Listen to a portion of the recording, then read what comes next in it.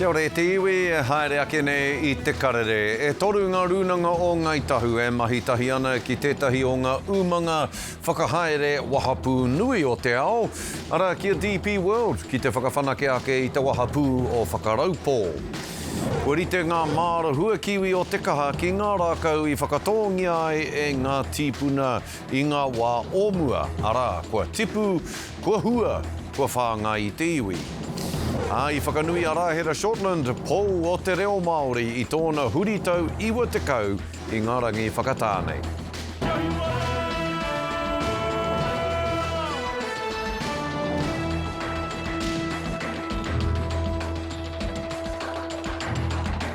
Kei ngā korokoro tūi o te motu anei a te karere e iere atu nei nau mai whakatau mai. E toru ngā rūnanga o ngai Tahu e mahitahi ana ki tētahi o ngā umanga whakahaere wahapū nui o te ao. Ara kia DP World ki te whakawhanake ake I te wahapū o whakaraupō. Hei tā te māngai mō tōnui, ara hei tā Liz Brown, ko te whāinga ia kia noho te mana o te wahapū o whakaraupō ki te tū matanui. Engari, kia tū hoki he whakaitanga mahitahi tau roa kia DP, kia kaua ngā kaiutu reti e hemo I te nui o te utu ki te whakatipu ake, ki te whakawhanake ake I te wahapū. Kei a Shakayla Andrews alapaki ngā whakamārama.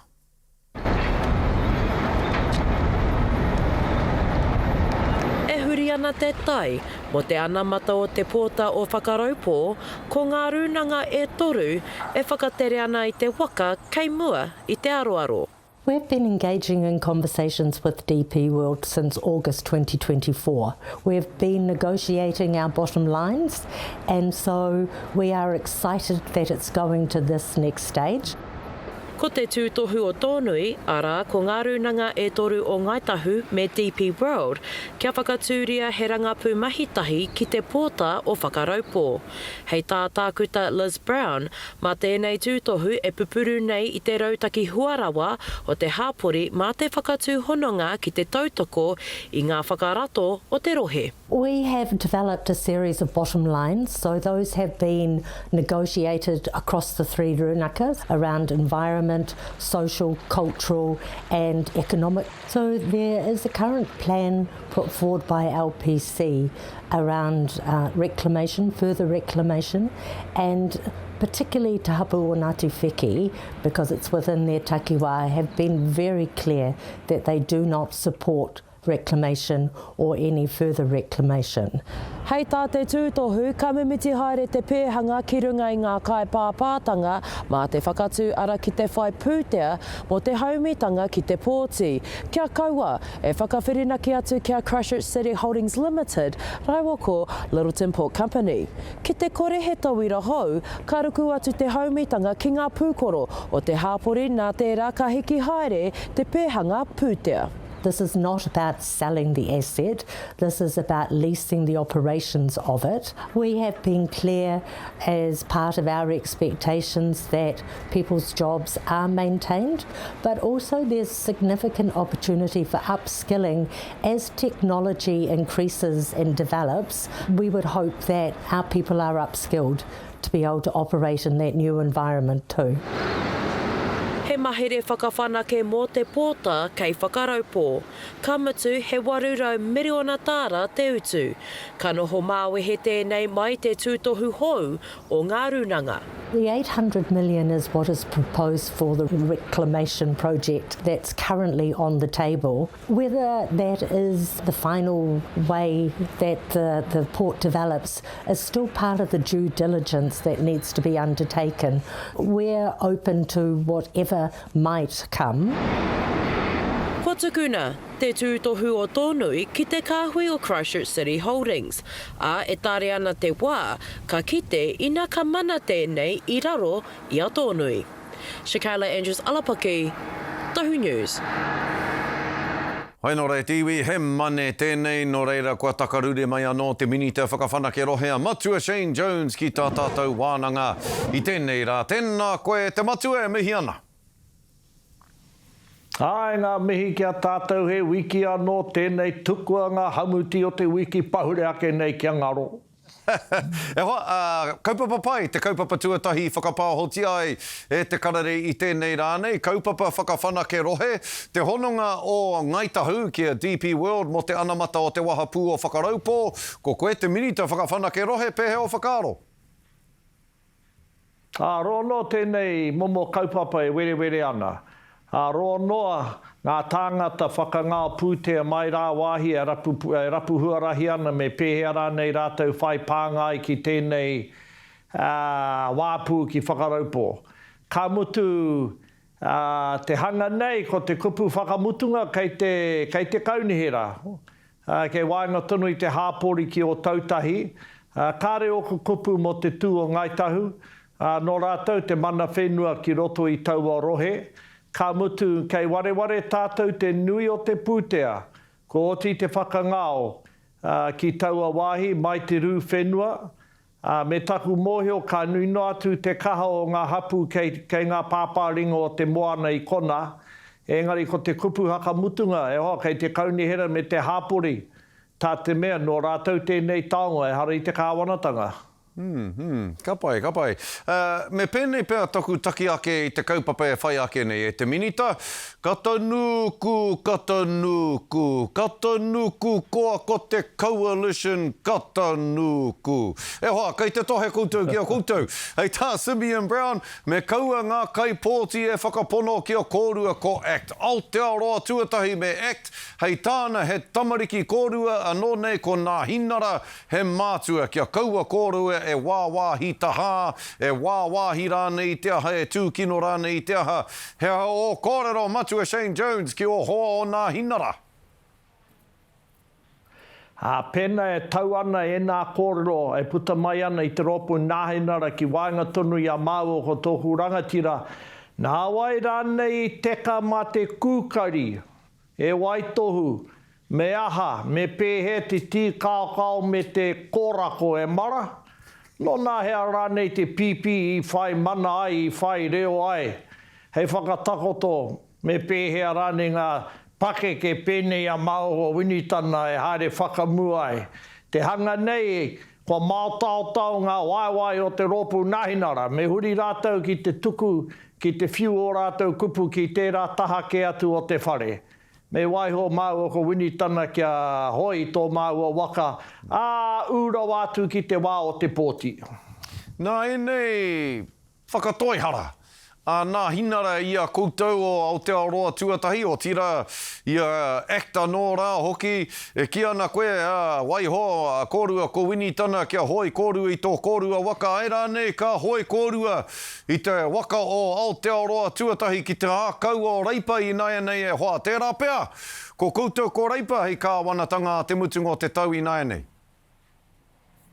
Mātāria te wā ka kite koe ko te waka whero e kōrerongi ana e koe kei te waho te prata tēnā waka e mara. Me pēhea rānei mau ko winitana e tautoko i te tahi waka e totohu ana. Engari nā rewi te ki, me hūmārire te kupu. Wāhanga tonu i a mātou ngā me e toru e pupuru ana i te mana o te kāwanatanga. Hoi nano tāku ki ngā hoa kei te ropu nāhinara. Ka hore he oranga i roto i te opa kupu pēnā me he kohatu. Tāria te wā kia tino timata te whakataitai he mara mo te rapu pōti. Hei kona whiu opa kohatu ai. Kia te huri ake tāua ki te kōrero mo te piri hou o te wā a Aotearoa tuatahi. Ara kia kore i a koutou te uepu tohu Māori, te Independent Māori Statutory Board i te kaunihera o Tāmaki Makaurau. Hea te hua o tēnei piri hou a koutou e te matua. Maharatia tēnei pire i whai manai roto i te mahinga tahitanga o Rodney Hyde, John Key, me tāri ana. Nā tāria te wā me he mea ka tautokotia mātou, tō mātou wāhi ropu ki te auraro o te Māori whānui. Engari te tai wahanga te poari nei, e ahua pauri anau, ko te iwi toko mahara atu ngā kanuhi Māori kei Tāmaki Makaurau ko Ngāpuhi. Ka mutu tata kore kite he tangata Ngāpuhi i rungi tērā komiti tuatu i a tau henare. Nā reira, ro noa hau e amua nei a te take I riro manga iwi ririki nei te mana hei kōrero mō ngā take ki wainga tunu I te hāpori Māori ki ākarana kaumutu ko te iwi nui tonu. Mātotoru te tatau o te tangata, ko tata kore kite I te paipai o ngā kaiwhakatau I roto I tēnā komiti. E ari te mea hihe anau ki te raupatu, ki te nanati rana I te reo o Ngāti Pāua, Ngāti Whātua. Engari a te tau are mai nei, ka whakatutuki tia tō Ngāpuhi kreme. Hei kona ka kitea, he whaipanga ana Ngāpuhi roto I a tāmaki makaurau. Kupu nui ena, hei ata whakakapi ake I tā tāua kōrero I tēnei ahiahi e te matua ka mihi te ngā kau ki a koe anei. Hoki tonu mai koe ki te pai kōrero a te karere ia, te wiki matua St. Jones, ngā manaki tanga o te wā ki a koe hoa, tēnā koe. Hei kona tātou. Hoi anō re te iwi, kua rite ngā māra hua kiwi o te kaha ki ngā rākau I whakatongia e ngā tīpuna I ngā wā ōmua. Ara, kua tipu, kua hua, kua whāngai I te iwi. Neke atu I te 20 miliona tāra, kua hoki ake ki te hapori I roto I ngā tau e whitu, kua pahure ake nei. Ko ngā pāinga nui, ko ngā tūranga mahi, ko te whakakaha ake I te whenua, me te whakatipu I te mana motuhake o te iwi. Anei, te pūrongo a Hereweni Waikato.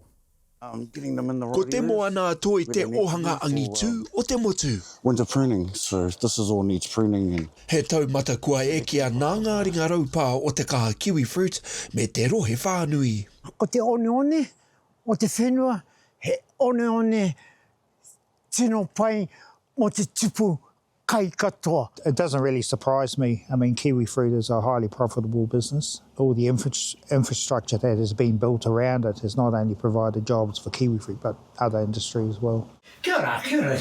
Kai te rangi ko te moana toi, tuarua mai ko Waitaha, hei tā ngā mātanga ohanga o ASB, nā te wāriu nui o ngā hua kiwi I te tau 2025 me te timatanga o tēnei tau. Our numbers are looking good. Most of our trays per hectare, we're sort of at or above industry standard. You know, with that comes the money.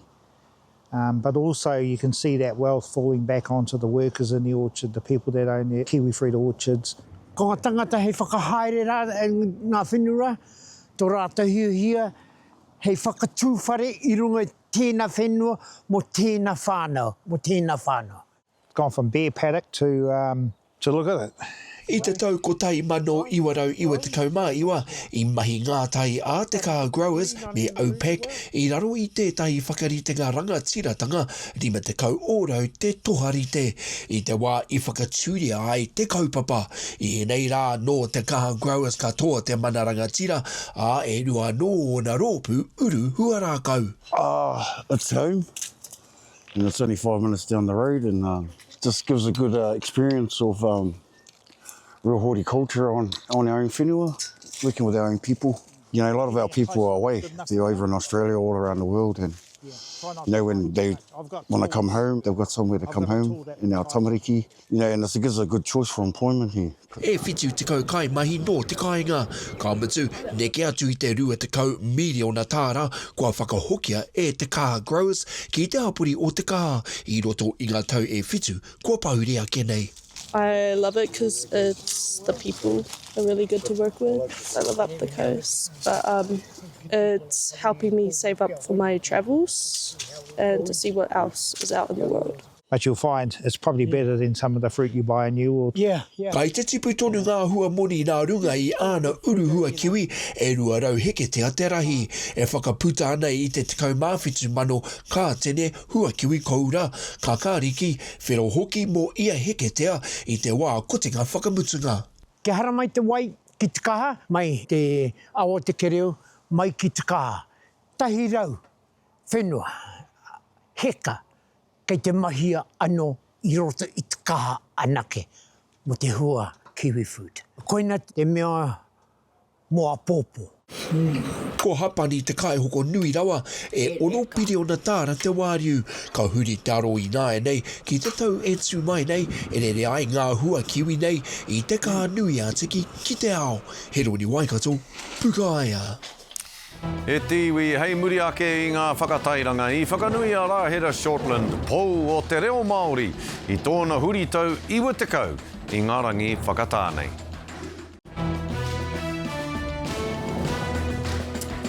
E tiwi whakanui a Rahera Shortland, pou o te reo Māori I tōna huritau iwa te kau I ngā rangi whakatānei.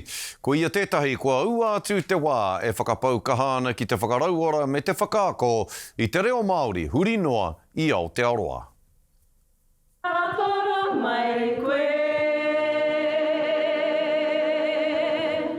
He tūpuna whaia, ngā kaunui ki te whakaora mai te reo kōrero Māori o te tini me te mano. Nei kore ake tō mātou hepara nā, hei arahi I tēnei māpu, tēnā koe mā. Mā started ngā tūmanako o Kahurangi in 1987 and it was the first total immersion unit anywhere in the world. It was groundbreaking. He nui ngō mātou ka karangahia ko māma, ko mamam rānei. I te mea ai nānei tiaki a mātou, manaki a mātou. Ko tōna ingoa mōku, ko Pēpi, ai wana pipi o te kaupapa. I haere mai me taku iwi nei o te Aotārangi. Haere mai nei ana ko ai anō te rangatira I roto I tēnei kaupapa o te Aotārangi, ana ko ai noho mai nei, rāua tahi ko te Waihoroe.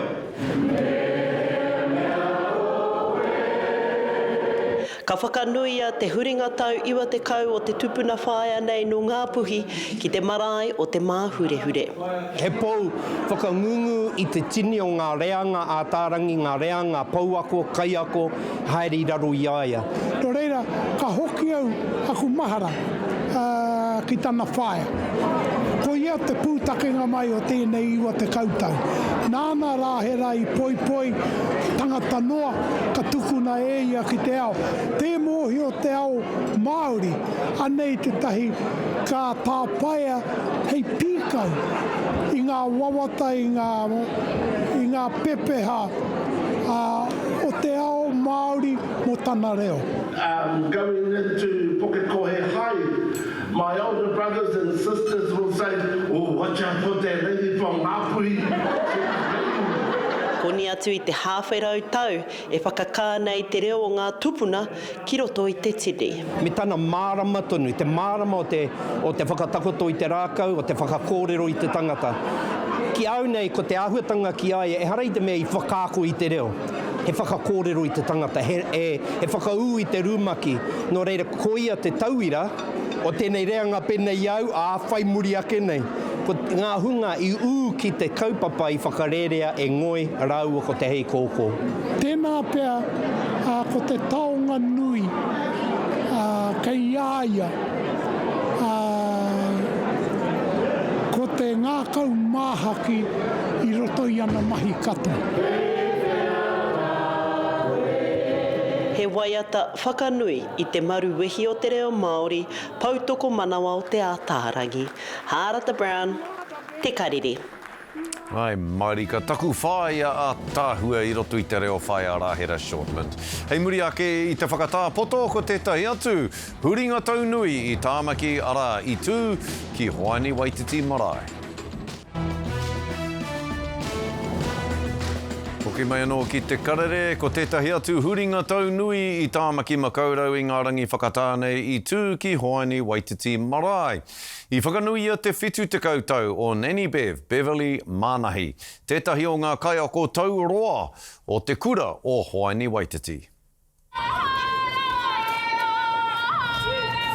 I whakatā te kura kaupapa Māori o Hoani Waititi Marae I ngā mahi o te rā, hei whakanui I a Neni Bev, ana I awhiawhitia ia e te aroha o ngā reanga maha I whakatipuria ia.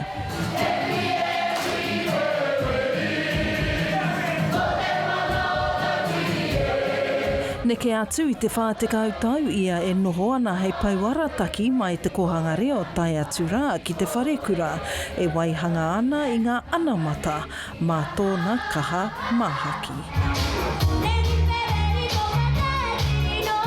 Hei kura kaupapa Māori aho matua tuatahi ko ia tonu te kaiako ko tahi anake ko noho mai I te timatatanga tonu o te kura. Ano ko tākua no matawa kupu e ko te ki au nei. Mena kia pērā te tino kaupapa I homaitia e te manati kia mātou. Kore rahi ki au te pūtea. I aia e tūwana hei tumuaki nā Neni Bev I arahi a Hoani Waititi kia tutuki tētahi o ana tino whakatutukitanga whakahirahira. Arā, te whakatuwheratanga o tōna ke wharekura e moe moe ā I whakapau kaha ia ki te whakatinana. Ko atu I te koa. Nā te mea kai te mōhio ai te rora o tēnei whānau Waititi e tatare ana kia tai mai tēnei wā. Nā reira kai te tuku atu ake whakaaro hoki ki o mātou kau mātua koe. No te tōnga o te rā, ka ora anō te marae ngā mahi whakanui I a Neni Bev, a ka ki katoa te wharekai I te mahana me te aroha.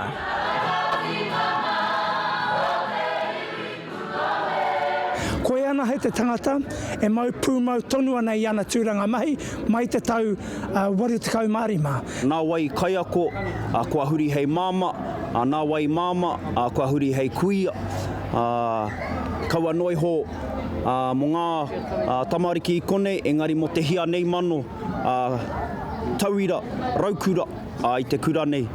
I rango nā tōna mana tuku iho I roto I ia waiata, I kitea hoki I roto I ia menemene, hei tohu mo tētahi ao mahi I whakatapua ki te mahi mo te iwi me te whānau.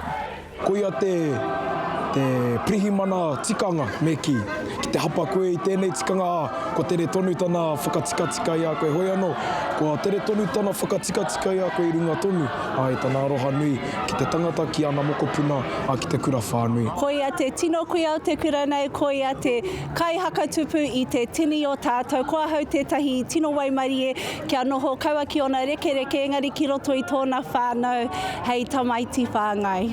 A me pine pēr te kōrero, nāna wau nei whakaora I te ao whakaako tamariki. Nāna hoki aku nei tamariki ako. Kei konei tonu nei ki te marae, e ako nei mokopuna. Aha koa eke ia ki te whetū te kautau e tū tonu ana e Neni Bev hei manawa ora, mo Hoani Waititi. Aha ko raranga hia tōna awe ki roto I ia whānau ko pāngia e tōna manaki me tōna aratakitanga. Mārena mane, te karere. Tū meke katoa, koe nā tātou koinga korero I tēnei rā tūrou, Hawaiki.